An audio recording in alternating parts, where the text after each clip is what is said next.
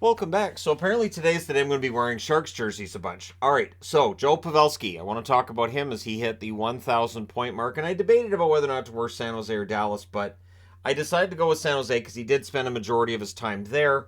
While he's signed next year as well to play in Dallas, and that'll be year 5 in Dallas, and it's been great. I think, when he retires, he's going to be remembered mostly as a Shark.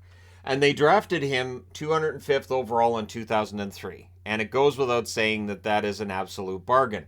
But it shows why some guys fall in the draft that we will probably see a bit of a longer timeline before they debut. And it's not until the 06-07 season when he makes his debut. And this is something I've talked about with, discussions of why certain players fall in the draft and where guys go. Guys who get drafted late, either their skating isn't seen as being as strong, they're seen as not being as big, or it's going to take them longer to develop. So teams want players that are bigger, faster, and going to develop quicker, which makes some sense. But by the time he develops, Pavelski turns out to be worth the wait. 06-07 in his debut, 46 games, 14 goals, 14 assists, 28 points. Not too shabby. In the playoffs, he adds 1 goal in 6 games. So, gets his feet wet in the playoffs and plays well during the regular season, and then gets a full season the next year. Plays all 82 games for San Jose in 07-08. 19 goals, 22 assists for 41 points. In the playoffs, he adds 5 goals, 4 assists for 9 points in 13 games. So the overall numbers for Pavelski are trending in the right direction, right? That continues in 08-09. 80 games, 25 goals, so his first 20-goal season of many. 34 assists, 59 points. In the playoffs, he adds 1 assist in 6 games. So he's part of this San Jose team that goes on some nice runs. He's part of a core that plays relatively well, and yet the one of the remembered factors too with them is that they don't win that Stanley Cup. But 09-10, 67 games played, 25 goals, 26 assists, 51 points. In the playoffs, he's a gamer that year, 15 games, 9 goals, 8 assists, 17 points. So very strong playoff run by Pavelski and by the Sharks. And that raises the bar. 2010-2011, 74 games, 20 goals, so that's a bit of a drop, but 46 assists and 66 points. And he emerges as a pretty solid passer. 18 games in the playoffs, 5 goals, 5 assists, 10 points. They lost in the conference final that year against Vancouver. 2011-2012, 82 games, 31 goals, 30 assists, 61 points. So that is his first 30-goal season. 5 games in the playoffs, no points. 2012-2013, we're into the lockout shortened season. 48 games, 16 goals, 15 assists, 31 points. And in the playoffs, again, he shows he's a gamer there. 4 goals, 8 assists, 12 points in 11 games. But again, for San Jose, when are they going to win a cup? This team's really good during the regular season. He doesn't get anywhere near the amount of scrutiny that Marleau and Thornton are getting, but there's still some of that for Pavelski as well. Sure. 2013-2014, quite the remarkable season for Pavelski. 82 games, 41 goals, which is 3rd overall in the NHL that year. 38 assists, 79 points, which is 8th overall that year. 7 games in the playoffs, 2 goals, 4 assists, 6 points. He is a second-team All-Star at the end of the year. He is 7th in Hart voting, and he's 8th in the Selke. So his two-way game, I think, is underrated. I don't think he's been top 10 in Selke nearly as much as he should be. And I don't know how much of that is playing in San Jose and Dallas, where maybe he doesn't get as much attention as he would elsewhere. But, yeah, I think he's a better two-way forward than he gets credit for. 2014-2015, 82 games, 37 goals, which is 5th overall, 33 assists, 70 points. No playoff games that year. But his 37 goals being 5th overall, well, 2015-2016, he's 5th overall in goals.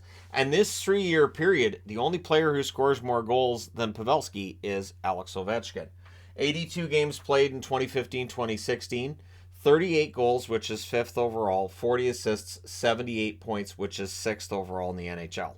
So again, he has established himself as one of the more reliable scoring forwards in the league.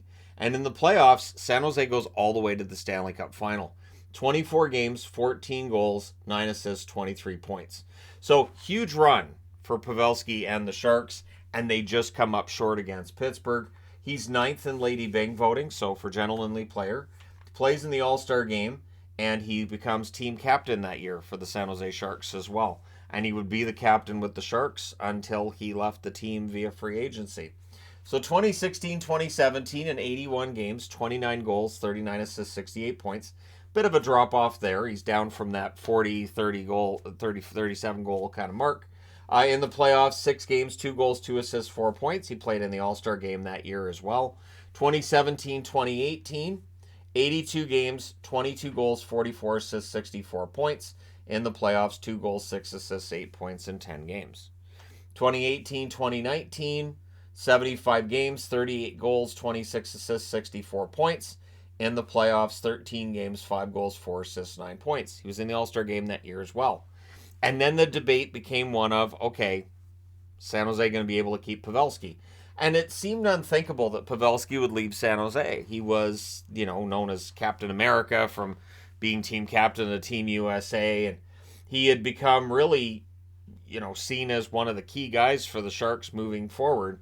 2019 playoffs being as they were and all. And of course, he got injured during those playoffs. On April 13th of 2019, something that changed hockey as we know it, the major penalty given to Cody Eakin. It was a collision with Paul Stastny. It was a scary collision where Pavelski had to be, taken off the ice. And, there was blood everywhere and everything. But the debate about whether or not it should have been a major was out there after that game. There's a huge amount of debate. And the NHL changed the rules. And it was the incident with Pavelski that caused them to change the rules, where now a referee can review a five-minute penalty.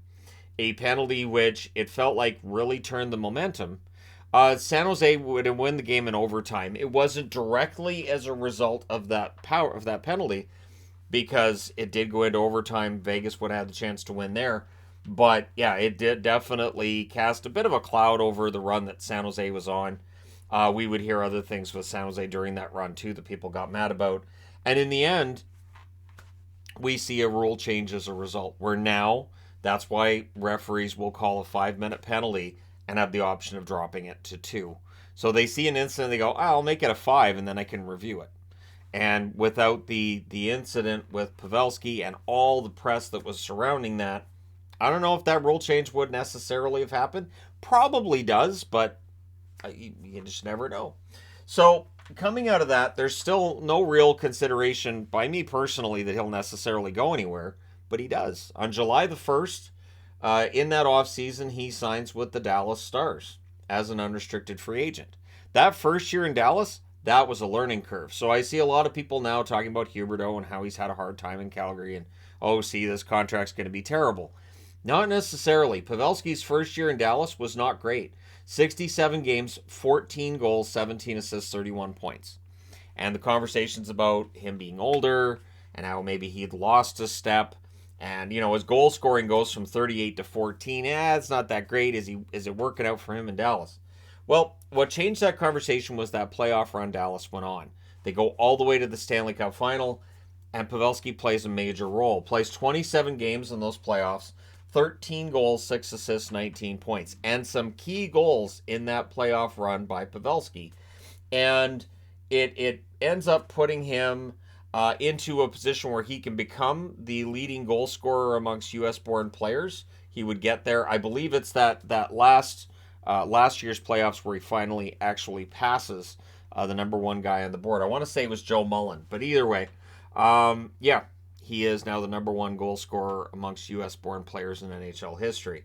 But sadly, that Stanley Cup final run was ended by the Tampa Bay Lightning. So Dallas did not win the Cup. 2020-2021 plays all 56 games for Dallas, and the scoring really, really much better. So that playoff run in 2020, it felt like made him comfortable in Dallas, and he ends up with 25 goals, 26 assists for 51 points after. The interesting thing is, 2021-2022, he did not get off to a great start that year. He had a tough time with it. 82 games played. I even remember at one point I got a DM from Steve Dangle saying, "What is wrong with Pavelski?" And I answered him with, he looks done right now. Like, it just looked like he was done. But he recovered from that slow start and ends up with 27 goals, 54 assists, 81 points. His career best in points being put up last year. Absolutely ridiculous. That's just absolutely ridiculous. In the playoffs, 3 goals, 3 assists for 6 points in a 7-game series where they lost against Calgary. It was not on Pavelski that they lost that series. He ended up 6th in Lady Byng voting last year, and he played in the All-Star game. He was 7th in Selke voting the year before. So that tells me that he's getting some respect as a defensive forward, and who knows, maybe he'll end up top 10 in Selke voting this year. The time I'm recording this, 80 games played this season, 27 goals, 49 assists, 76 points. So there's an outside chance that he ends up hitting 30 goals for the first time since 2015-2016. There's an outside chance he ends up hitting 80 points, which would be the second time in his career, and those being the two most recent seasons. So his scoring has hit another level in Dallas. And we've also seen correspondingly that San Jose's fallen into a rebuild in the time that he's been gone. It's not entirely because Pavelski exits San Jose that the team became mediocre, but it was one of the decisions that was made that definitely caused that. And I think for San Jose it was probably coming anyways, but I think it accelerated it. So he's played 1,248 games currently. 448 goals puts him 66th on the all-time list. 552 assists, not too shabby. 1,000 points, 97th on the overall list there. 168 games played in the playoffs. As I said, his 64 playoff goals in his career, number one amongst U.S.-born hockey players. 61 assists, 125 points. And he also won Olympic silver in 2010 with Team USA. So Pavelski is one of those guys that when his retirement rolls around, we will have the debate about whether or not he belongs in the Hall. I saw people yesterday having that debate with Giroux. I think that debate will be there with Pavelski. Anytime a player reaches 1,000 points, you at least have to have that discussion. Now with Pavelski, he hasn't won major awards. I don't know. I don't know if he gets there or not. But the reality is he has become a key go-to guy for Dallas on their top line. And I'm excited that he's going to play there for at least one more year to see how many more points he tacks on before his career is done. Of course, for Pavelski, if it doesn't end up involving his Stanley Cup ring, he will be disappointed. Obviously, as somebody who cheers for Dallas myself, I'd be a little bit disappointed if it doesn't end up with a cup ring too. But at any rate, he has really taken his place as one of the best U.S.-born hockey players in NHL history. But let me know your thoughts in the comment section below, as always. Don't forget to hit like and subscribe if you're browsing your way through. You just happened upon this video. Thank you guys so much for watching, for all your support. I will talk to you again soon.